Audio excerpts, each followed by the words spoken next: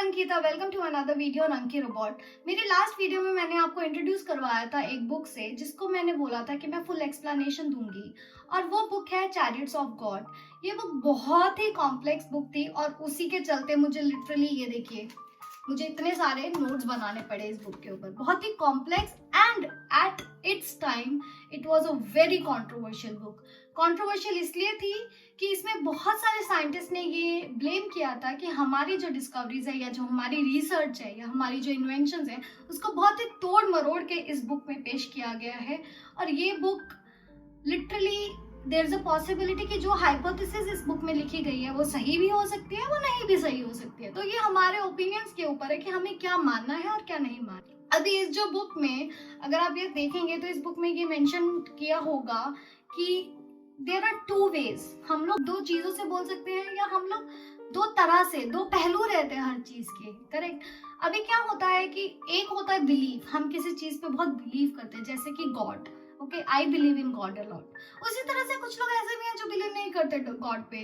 वो लोगों को ये साइंस और फैक्ट्स एंड फिगर्स पे ज्यादा बिलीव होता है। पर हम लोग ये चीजें कैसे हमारे दिमाग में आती हैं या जो क्वेश्चंस आते हैं वो क्यों आते हैं, उसी का एक तरह से आंसर भी बोल सकते हैं, या एक तरह से आप ये बोल सकते हैं कि इसमें और सारे क्वेश्चंस खड़े कर दिए इस पर्टिकुलर बुक ने। ये बुक इतनी कंट्रोवर्शियल थी कि पब्लिकेशन हाउसेस इसको रिलीज भी नहीं करना चाहती थी। बहुत बार ये बुक रिजेक्ट हुई थी, पर फिर भी today it's in this year इस बुक की 50th एनिवर्सरी है। So without further ado let's get started with the explanation of this video. The first chapter of this book is Intelligent Beings in Cosmos. अभी आपको ये तो पता ही होगा कि हमारा यूनिवर्स बहुत पुराना है, पर आपको ये पता है कि कितना पुराना है? हमारा यूनिवर्स 13 बिलियन ईयर्स ओल्ड है, और हम लोग ये सोच भी नहीं सकते कि एट दैट टाइम क्या हुआ होगा जिसकी वजह से हमारा यूनिवर्स बना, हमारे प्लैनेट्स बने, हमारे स्टार्स बने। अभी 13 बिलियन ईयर्स ओल्ड यूनिवर्स होने के बावजूद भी ऐसी बहुत सारी इंटरेस्टिंग चीजें हैं जो हमें अभी तक पता ही नहीं है। बहुत सारी डिस्कवरीज होना बाकी हैं जो अभी तक हुई भी नहीं है। बहुत सारे प्लैनेट्स हैं जो अभी तक भी डिस्कवर होते जा रहे हैं। तो हमें शुरू से ये सिखाया गया है कि earth is the only planet जिसमें लाइफ एग्जिस्ट करती है। पूरे यूनिवर्स में और कहीं पे भी लाइफ एग्जिस्ट नहीं करती है, ये हमें बोला गया है। क्योंकि हम लोग अभी तक एक्चुअल में कोई और ह्यूमन बीइंग्स या फिर होमो सेपियंस या फिर क्या बोल सकते हैं कोई और लिविंग क्रीचर को हम लोग अभी तक कांटेक्ट कर ही नहीं पाए हैं यूनिवर्स में। ये हमें पता था। हम सबको ये भी पता है कि हम लोग मिल्की वे गैलेक्सी में रहते हैं। अभी मिल्की वे गैलेक्सी जो है, there are number of galaxies in the universe. Almost 2 trillion galaxies अभी तक at this point of time discover हो चुके हैं, और उनमें से एक है मिल्की वे। अभी मिल्की वे के अंदर कितने स्टार्स हैं, कितने प्लैनेट्स हैं, आपको पता है ये चीज? हमारे यूनिवर्स में, हमारी मिल्की वे में ही ऑलमोस्ट 100 बिलियन स्टार्स जो हैं डिस्कवर हो चुके हैं, and almost 100 billion planets discover हो चुके हैं। अभी आपको ये लगता है कि 100 बिलियन स्टार्स या 100 बिलियन प्लैनेट्स में कहीं पे भी मतलब कहीं पे भी और लाइफ एग्जिस्ट नहीं करती है? हम लोग ये चीज डिनाई नहीं कर सकते हैं, क्योंकि देयर इज अ पॉसिबिलिटी कि ऑलमोस्ट 1000 प्लैनेट्स जो हैं, ऑलमोस्ट 1000 प्लैनेट्स जो साइंटिस्ट बोलते हैं जिनमें लाइफ एग्जिस्ट कर सकती है, या देयर आर स्टार्स जिसमें लाइफ एग्जिस्ट कर सकती है। हम लोग अपनी आंखों से ऑलमोस्ट 4500 स्टार्स देख सकते हैं without any telescope or without any other spatial instruments हम लोग देख सकते हैं। अभी आप ये सोचो, हम लोग 4500 स्टार्स तो सिर्फ अपनी आंखों से देख सकते हैं, and there are almost 30 billion star, और उसमें लिटरली हम लोग ये बोल सकते हैं कि सच में प्लैनेट्स में या उन स्टार्स में लाइफ एग्जिस्ट नहीं करती हैं। अकॉर्डिंग टू साइंटिस्ट इनमें लाइफ एग्जिस्ट कर सकती है। ये जरूरी नहीं है कि वो हमारे एनवायरमेंट या जो अर्थ का एनवायरमेंट है वहाँ के जो ह्यूमन बींग्स हैं वो वहाँ पे रह सकें, पर देयर इज अ पॉसिबिलिटी कि वहाँ के जो लोग हैं, जो सपोज करो देयर इज अ प्लैनेट, एक हाइपोथेटिकल प्लैनेट हम लोग बोल सकते हैं, ये सोचो कि वो लोग यहाँ पे एग्जिस्ट कर पाएंगे या वो लोग वहाँ यहाँ पे रह पाएंगे। ऐसा पॉसिबल नहीं है। मतलब कि हर प्लैनेट का अपना एनवायरनमेंट होता है और हर प्लैनेट में अलग अलग तरह के लोग रह सकते हैं। हमें सिर्फ ये फाइंड आउट करना है कि वो रहते हैं या पॉसिबिलिटी है उस चीज़ की कि नहीं है। अभी एनवायरनमेंट्स की अगर हम लोग बात करें तो आप ये सोचिए कि हमारे एनवायरनमेंट मतलब हम लोगों को ऑक्सीजन चाहिए, हम लोगों को और particular many gases we require जिससे हम लोग मतलब रह रहे हैं, मतलब एक प्रॉपर एनवायरनमेंट जो अर्थ का सेटअप है वो हम लोगों को चाहिए रहने के लिए। उसी तरह से कुछ और बीइंग्स भी कहीं और किसी और प्लैनेट पे या किसी और स्टार पे रह सकते हैं जिसका एनवायरनमेंट हमारे अर्थ से मिलता नहीं हो। अभी अगर आप देखेंगे तो देयर इज अ डिस्कवरी जिसमें बहुत सारे ऐसे एनारोबिक बैक्टीरियाज हैं जो without oxygen and carbon dioxide रह रहे हैं। वो एनवायरनमेंट हमारे वर्ल्ड में, हमारे अर्थ में क्रिएट किया जा चुका है। तो देयर इज नो पॉसिबिलिटी जिसमें हम लोग ये बोल सके कि हाँ सिर्फ हम ही हैं या हम लोग ही वो एडवांस टेक्नोलॉजी के मालिक हैं जो यहाँ पे रह सकते हैं, जो पूरे यूनिवर्स में जिनको पता है। देयर इज अ पॉसिबिलिटी कि कहीं और पे कोई और एलियंस रह रहे हैं जिनकी पॉसिबिलिटी है कि उनकी टेक्नोलॉजी हमसे भी एडवांस है और वो हमसे भी स्मार्ट है। The second chapter is when our spaceship landed on earth. अभी चलो गाइस आपको एक स्टोरी सुनाई जाए। नो डाउट मैं बहुत अच्छा स्टोरी टेलर तो नहीं हूँ बट हाँ मैं ट्राई कर सकती हूँ। चलो हम लोग इमेजिन करते हैं कि 500-600 साल के बाद में सपोज हमारे पास इतनी एडवांस टेक्नोलॉजी है कि हम किसी और प्लैनेट पे जा सकते हैं। तो हम लोग ने एक स्पेसशिप तैयार किया और हम लोगों ने जाना शुरू किया। हमारे एस्ट्रोनॉट्स थे जो स्पेसशिप में बैठे और हम लोग निकल लिए। उन लोगों को पूरा कैलकुलेशन रहता है कि फ्यूल कितना लगेगा या खाना कितना लगेगा एंड ऑल दिस थिंग। अभी क्या होता है, हम लोग वहां पे लैंड करते हैं। नाउ थिंक, इमेजिनेशन देखो, सपोज करो कि वो पर्टिकुलर प्लैनेट में सिविलाइजेशन एग्जिस्ट करती है। यस, और ये देखो कि उनकी जो टेक्नोलॉजी है या वो अर्थ से 4000 साल पीछे है। जैसे कि 4000 साल पहले जो हमारी अर्थ होगी वो उस एरा में जी रहे हैं। अभी वहां के लोग डर जाते हैं बिल्कुल, ओह माय गॉड ये क्या हो गया, कौन आया है, ये इतना बड़ा सा उड़ के क्या आ रहा है, ये कौन सा पंछी है या कौन सा बर्ड है जो एकदम से यहाँ पे आ गया। अब सब लोग एकदम हैरान है वहाँ पे।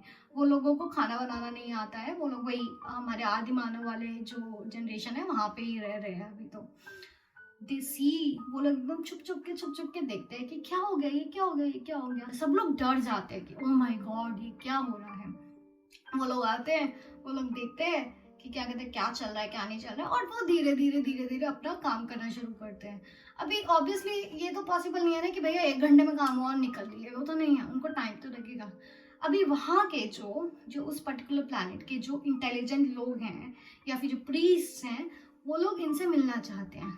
वो लोग बोलते हैं कौन है कौन है कौन है, क्या हुआ, मतलब who are you and all this thing पूछते हैं उनसे। वो लोग बोलते हैं कि ये तो गॉड है भैया, ये तो हमारे लिए भगवान है, ये तो इनके पास तो ये तो उड़ भी सकते हैं, ये तो पता नहीं क्या ये लोग अपनी पूरे इंस्ट्रूमेंट्स लेके घूम रहे हैं, ये तो भगवान है भाई, हम लोग तो इनकी पूजा करेंगे। ये वो लोग सोचते हैं।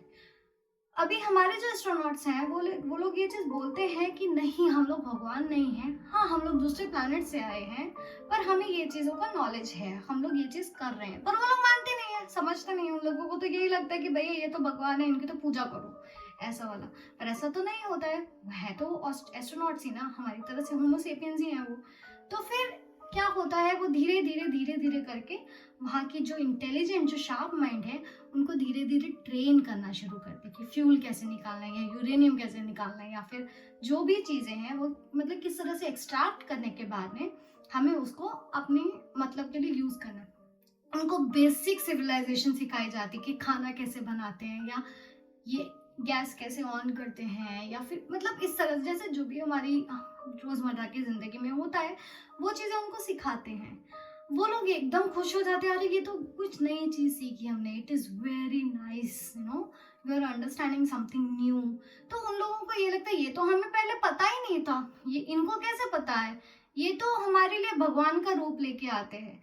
पर उतने में क्या होता है, हमारी जो स्पेसशिप होती है उसमें फ्यूल पूरा भर जाता है और हमारे जो एस्ट्रोनॉट्स का है उनका पूरा काम कंप्लीट हो जाता है और वो उनको इतनी सारी जानकारी या इतनी सारी नॉलेज टेक्नोलॉजी बता के वो लोग अपनी जगह पे चले जाते हैं।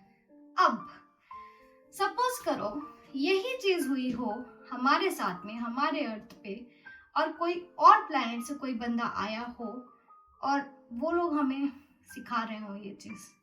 Think about it. अगर हम लोग ये सोच सकते हैं कि हम लोग किसी और प्लैनेट पे जा सकते हैं, तो कोई और प्लैनेट का हमारे यहाँ पे भी तो आ सकता है ना, और हमें ये चीज़ सिखा सकता है, और हम लोग अंधविश्वासी होके उनको भगवान का रूप दे दें। So guys, the chapter 3 and chapter 4 of this book is the improbable word of unexplained and was God an astronaut.